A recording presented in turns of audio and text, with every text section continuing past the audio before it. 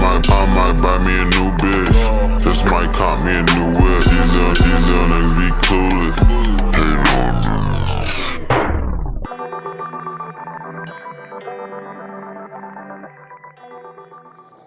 What's up? Nah, we ain't finna do none of that shit. What's up, guys? I'm back after a little week hiatus, car troubles. I had to end up getting a new car. My other car was a fucking lemon. Shit was garbage. Don't ever buy Ford. But I'm in a Yoda now, 2021, doing my thing.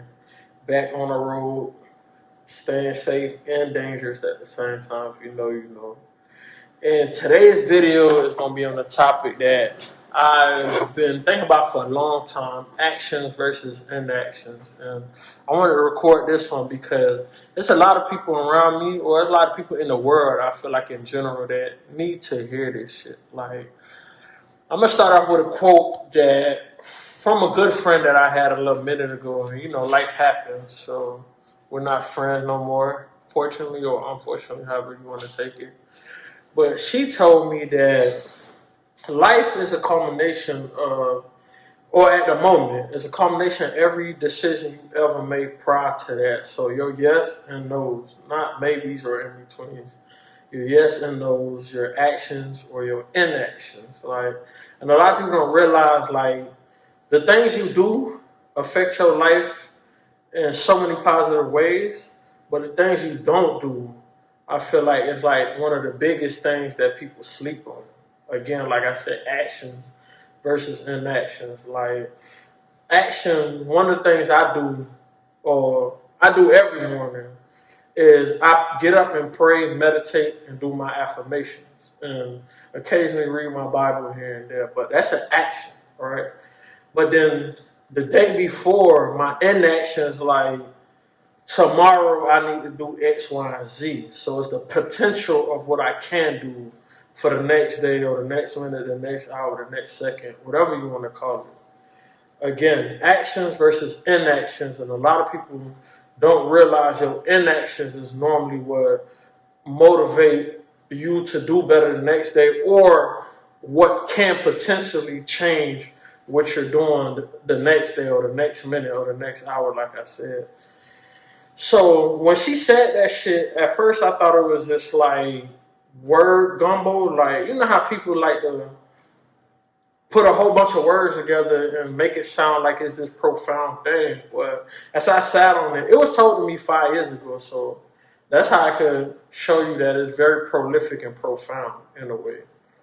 She said, where I'm at today is a culmination of everything I chose to do and not to do, which is crazy. Like, when you actually sit there and think about it, because every week, or at least once a week, a lot of times every day and every night, I think about this statement that was said to me. Like, where I am at today dictates and motivates everything that I've ever done or ever did in the past. Like, actions versus inactions. Again, I choose to get up and do something. That's your action, but the thoughts of wanting to be better and do better is your inactions. A lot of people, like, I don't know, this shit fucked me up because this leads into one of my worst pet peeves. Like, I can't stand this shit. It's wishful thinking or wishful talking. Like, oh, I'm going to be this great person. I'm going to do X, Y, and Z.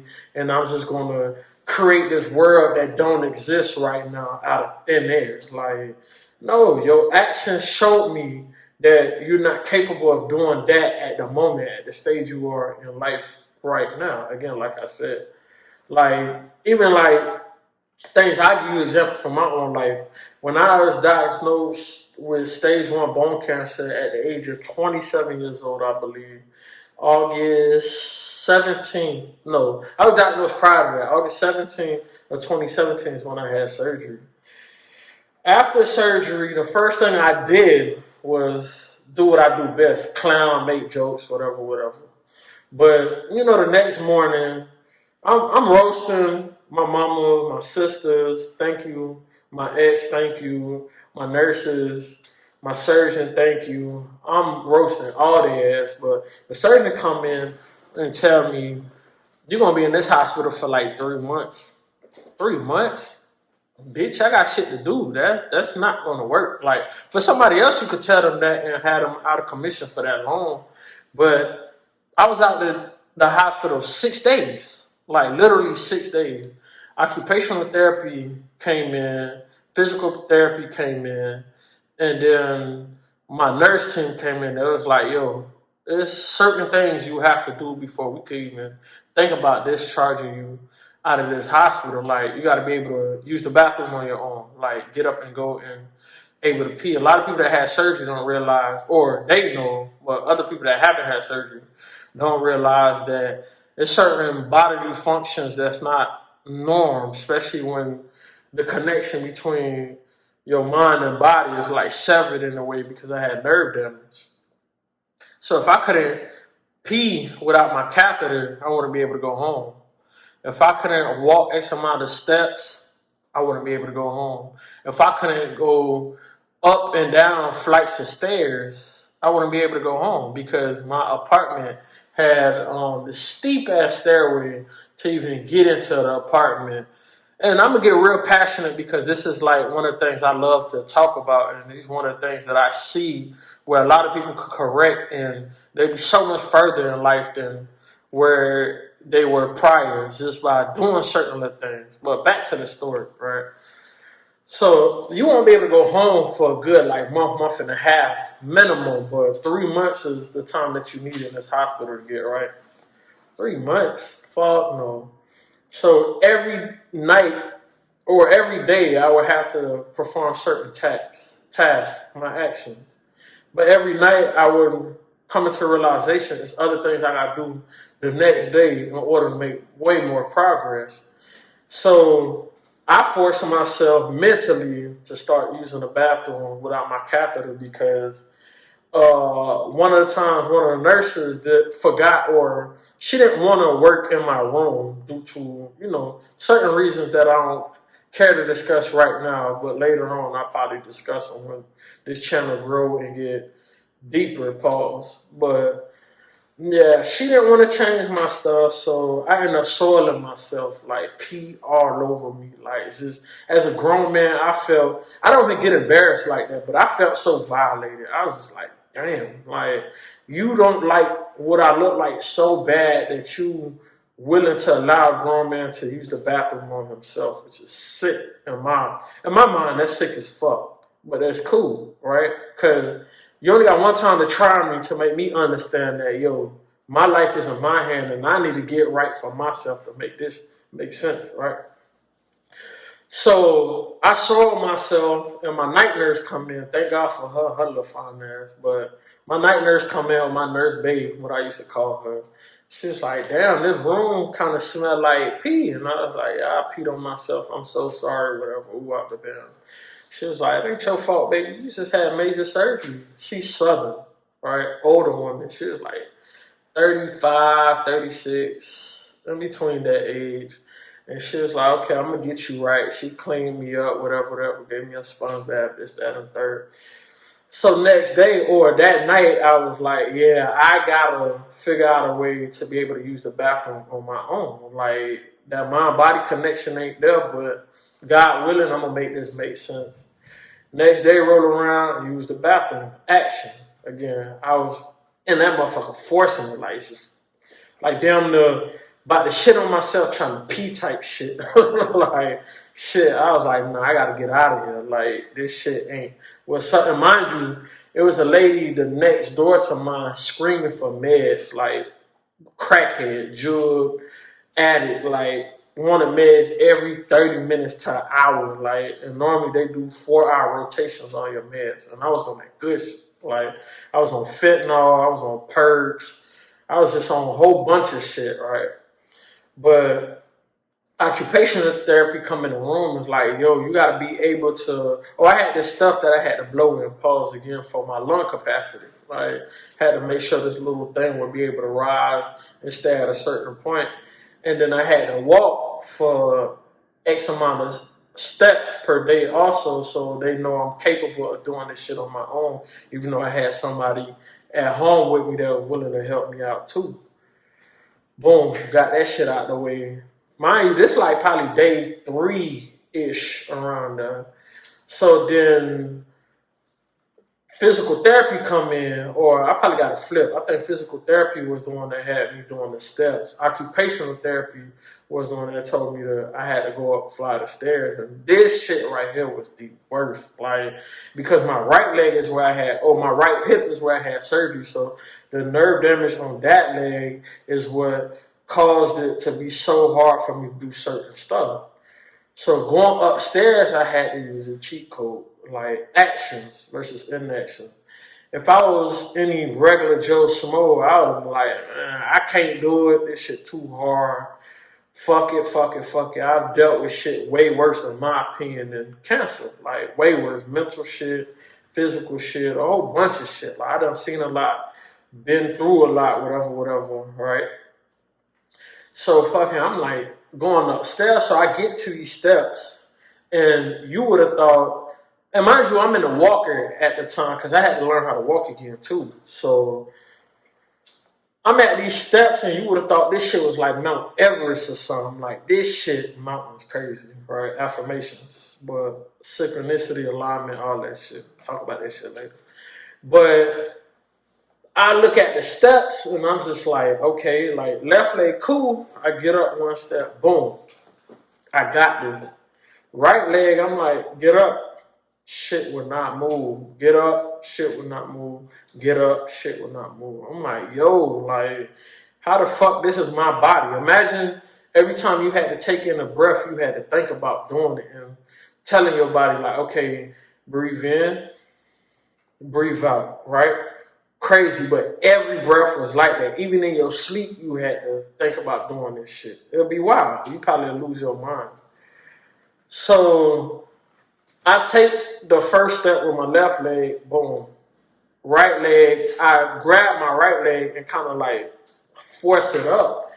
So the occupational therapist was like, no, I'm not going to play with you. You can't do that. Like, because you fall down them stairs, that's my ass. I can't allow you to go home. So now, probably day 4-ish, all right?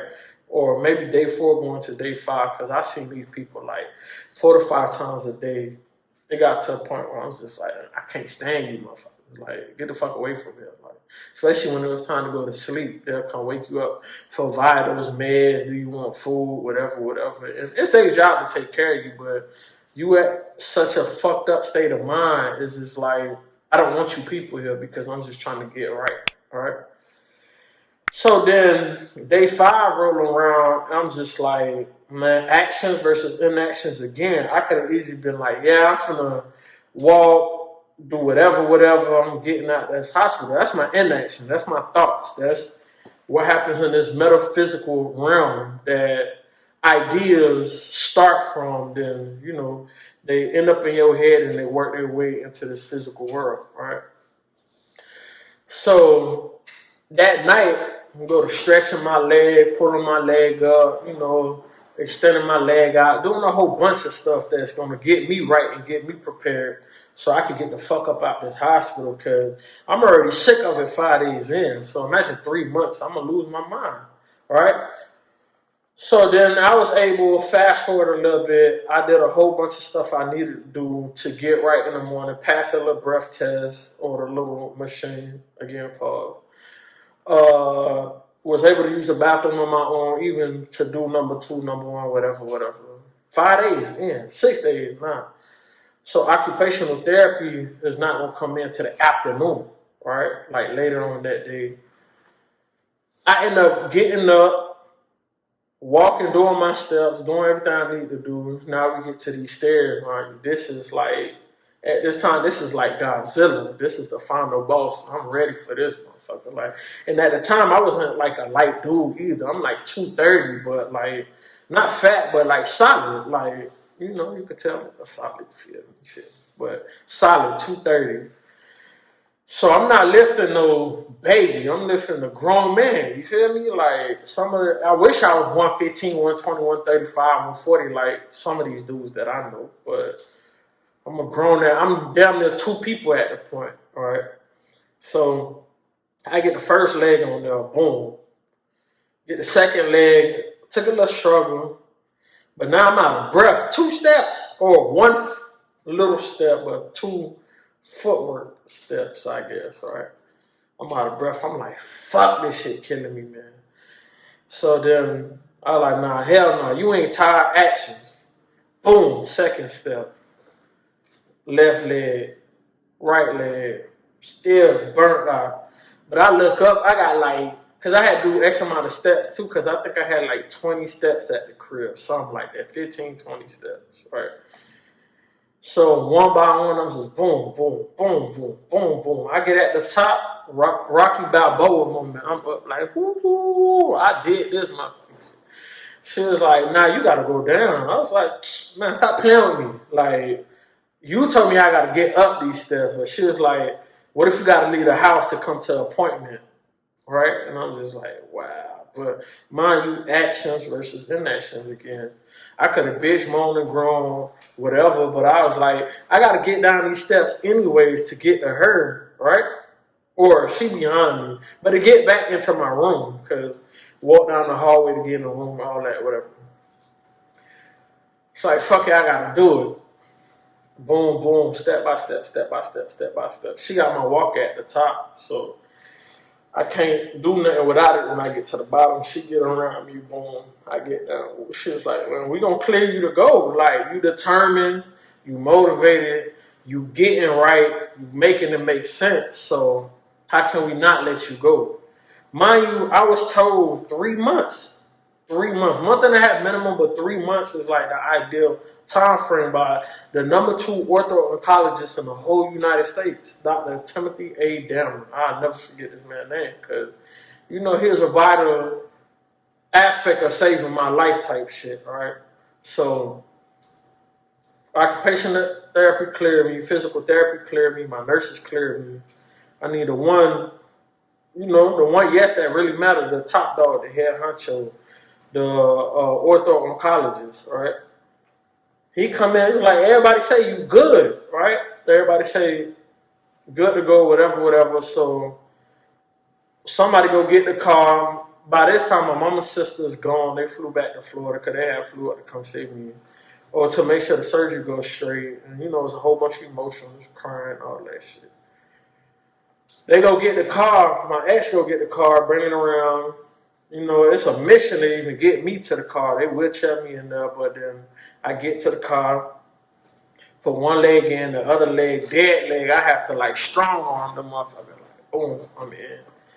Get to the house, and this is where the real fight, an hour and a half drive north, Syracuse, New York, right? Watertown, New York, but north of Syracuse, we was in Syracuse. We get to the house, and I was like, boy, I exerted all my energies just to, you know, show these people like I'm good to go. I get to the crib, all right? I gotta get up these stairs, and this shit, like, now they look bigger than the one, cause the angle, it's like the architect that built that shit, or the construction worker, whatever, it's like normal stairs go up like this, especially in a house. Like in a mall or some shit, it might be a little higher, whatever, cause they going up a further distance. But it's like my shit is like this, like I have to take step by step by step, but on a deep incline, like. So then it take me about an hour actions and actions again. I'm like, yo, I'm trying to stay in this car. Like everything, like I know I gotta get up here, but I really don't want to do it. Actions are yes, inactions are maybes. I don't know. Sometimes I'm gonna think about it if I feel like doing it. So everything outside of that is a no, in my opinion. The actions is the yes, is the things that we actually do to achieve the things that we want to do. But the inactions are so vital and so pivotal because you make them too big. There's no such thing as too big in my opinion, again, but you make them too big for the emotional intelligence that you have. A lot of times it's not going to work out as you think so. So it discourages a lot of people, and it don't allow them to become as great as they can be, because in my opinion, everybody got greatness in them. Because sometimes some people feel like some of us are destined to not do shit. And I'm like, no, that's the choices, the yes and no's that we put together every day to either make us great or not, right? So everybody got the potential in action. But the kinetic energy that goes into doing things is your actions. Again, it took me an hour and a half to get up these fucking stairs. But by the time I got up to the room, I think I blacked out for the next 3 days. I was so burnt out, but I made that shit make sense because it's something that I wanted out of that. But when I get home, they tell me I'm on bed rest for 3 months. So if I would have been at the hospital for 3 months, bed rest for 3 months, I would have been out of commission for 6 months. I was not gonna do that. I'm not that type of person. I'm always in motion. Anybody that know me for real, I'm moving left, right, up, down, circle, square, cheat code, whatever you want to call it. I'm doing something that makes sense. You feel me? Like, I was just like, 3 months? I can't do that. Even though within the 3 months, I had to take a lot of rest because, listen to your body. Played a whole lot of video games. I think I put like 2,000 hours into like Destiny 1, the first one. And Persona 5, God of War, Kingdom Hearts, like a whole bunch of different games. Whatever, I'm going off topic. But my actions versus my inactions coexisted with each other. That's why it made shit make the most sense. You feel me? Like, all my actions or my inactions were so powerful, they led into all my actions because I knew what I needed to do to get to where I needed to go. You get what I'm saying? Like, so a lot of people don't realize, like, a lot of things that you think about doing, if you don't put enough force and drive behind it, it would never translate over to the other side from the metaphysical world into the physical world. Like, from the do and the don'ts and the maybes into I've done it type shit, right? So a lot of the things, like, again, title of the video, action versus inaction. A lot of times people can be great, but you got to make your inactions make sense to translate into your actions. Like, for real. Like, this shit, I'm so passionate about it for real, because normally I tell people what I say I mean, what I mean I do. You get what I'm saying? Like, I'm always attempting to become greater, 1% mindset, or what's the 10 times rule, right? Recommend this book. Read that, please. My homeboy Ron, if you watch my videos, shout out. But I always get recommendations of books from other people. That's one of the many books that I love to read. But 1%, just do a little bit better than you did the day before, the second you did before, the minute you did before, the hour you did before. Just a little bit. Not even much. Like, my whole life, where I'm at today, financially, I would say, took 16 years. 16. Like, 16 years to get to this point. Actions and inactions. 16. Since I was 15 years old, I'm 31. Do the math. I'm a little old, but, y'all get the point. So imagine if I waited till now to make this shit make sense. It would have took me 16 more years. And the older you get, the less energy you can even expand. It would have took me 16 more years to probably get to half of where I'm at now. Right? 16 years. So I'm 31, I would have been 47 years old. At that point, I'm waiting to talk to God about it. Like, that shit gonna take too long. Like, so actions versus inactions. If y'all watch this video, let me know how y'all feel about what I was saying, how y'all felt about the story, if it was motivating enough. And there's more things I could say on this topic, so this topic is probably going to come back continuously throughout my YouTube journey or vlogging journey or video journey, whatever you want to call it. It's going to come back on more than one occasion, so I'm probably going to have an action versus inaction part. 110 goddamn, and 110 times 2 goddamn. This is going to keep going because I feel very passionate about this topic right here, and the video is getting a little bit long, so I'm going to let it go because I know a lot of y'all got like the mindset of a housefly. Attention span so low, y'all can't even pay attention to your own thoughts. But food for thought. And again, where you at today, thank you, Jazz, is a combination of every decision, every yes or no you ever made up until this point. Again. Stay tuned, motherfuckers. Next week, there's going to be the video. Story about my out-of-body experience. Goals coming in. Fit finna be fly. And we finna get right.